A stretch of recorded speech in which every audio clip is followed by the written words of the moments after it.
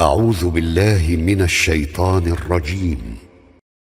Con la televisión se consiguió crear una cultura de masas, homogénea, para controlar y conformar la opinión pública y crear un pensamiento único. Cómo se domesticó y manipuló a la sociedad para que todos piensen igual. La sociedad es como una gran secta con las características de gregarismo y obediencia a la autoridad. Cómo se domesticó y manipuló a la sociedad para que todos piensen igual. A pesar de tener la respuesta, nos seguimos preguntando, sobre todo en esta epidemia creada en una mesa de juntas, escenificada por políticos sin escrúpulos, médicos cobardes y medios de comunicación vendidos, ¿cómo es posible que los ciudadanos traguemos sin masticar el sinfín de mentiras y tergiversaciones que día a día van hilando escrupulosamente y lanzan desde sus ventanas de propaganda? Intentando explicarnos el enigma de la laxitud ciudadana, nos preguntamos: ¿somos inteligentes?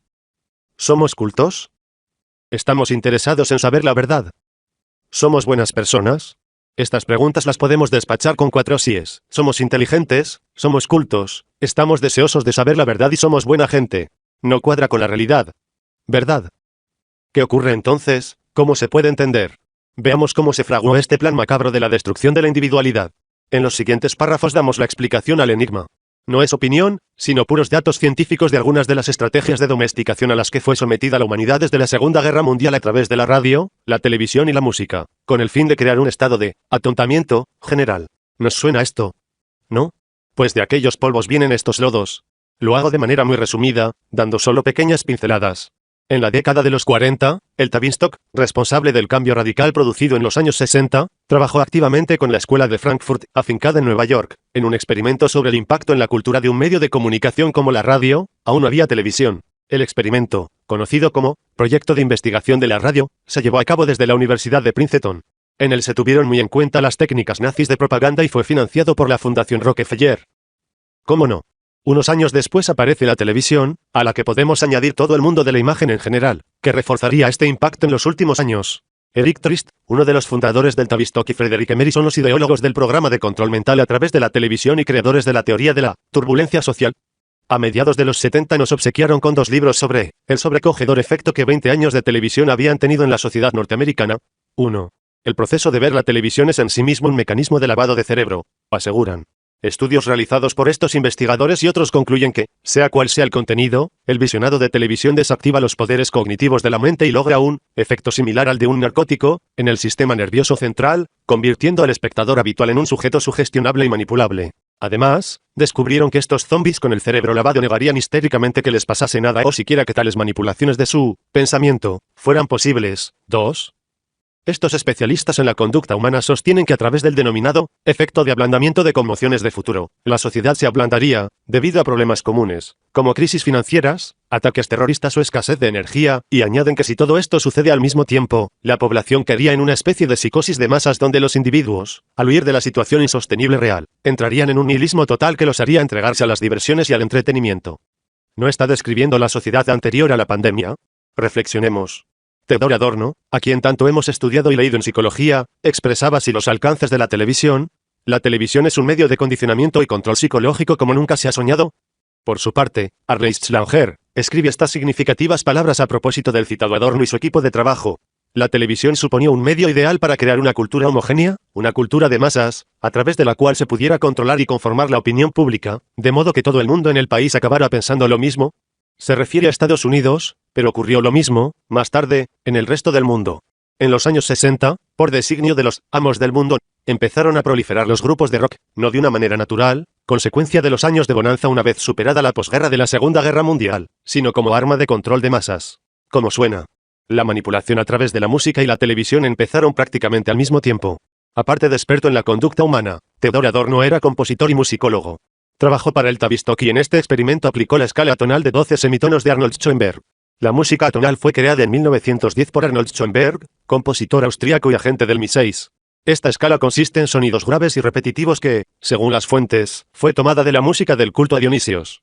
Que un miembro de la inteligencia británica componga música para crear sensaciones, resulta, cuando menos, sospechoso.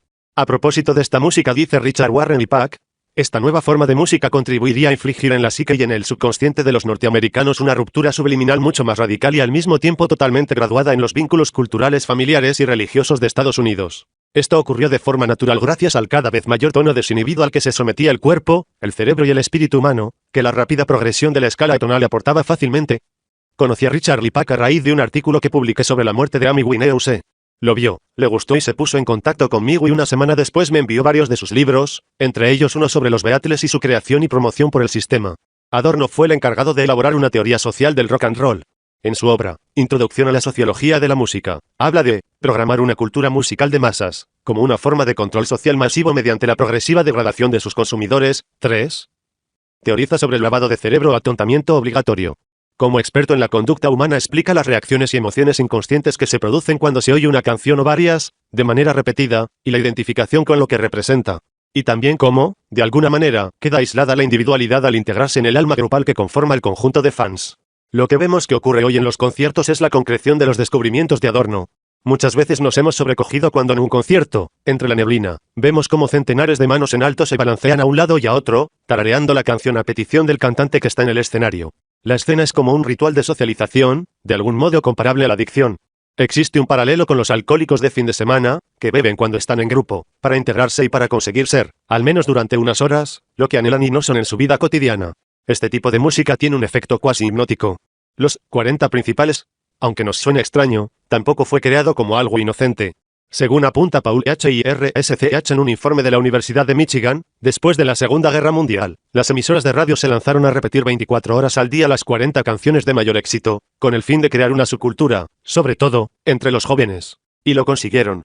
Para que el programa de ingeniería social tuviese éxito fue necesaria una estrecha colaboración entre los ideólogos de los think tanks y los gobiernos de turno que, paulatinamente, fueron legislando según las directrices de estas fábricas de ideas para cambiar la sociedad. Para que todo este plan de manipulación llegase a cuajar fue necesaria la colaboración, de manera directa, de encuestadores, como Gallup y Yankelovich, Selley. El programa de control mental al que los seres humanos hemos sido sometidos durante décadas es la explicación a las preguntas que nos hacíamos al principio. La sociedad es como una gran secta con sus características de gregarismo y obediencia al líder. Urge una desprogramación social y nos toca hacerla a los que, en una u otra medida, estamos fuera del rebaño, con nuestros escasos medios de información, pero con toda la buena voluntad y todo el amor que somos capaces de sentir y dar por nuestros hermanos. Difícil tarea, pero es lo que toca. Notas 1. Daniel Stulin, El Club Bilderberg, Planeta, Barcelona, 2006. 2. Op. Cit. P. 25. 3. Richard Warren y Pack, Epoch Moments and Secrets. John Lennon and the Beatles at the Mirror of Mass Destiny, Barrister Publishers, Atlanta, 1996.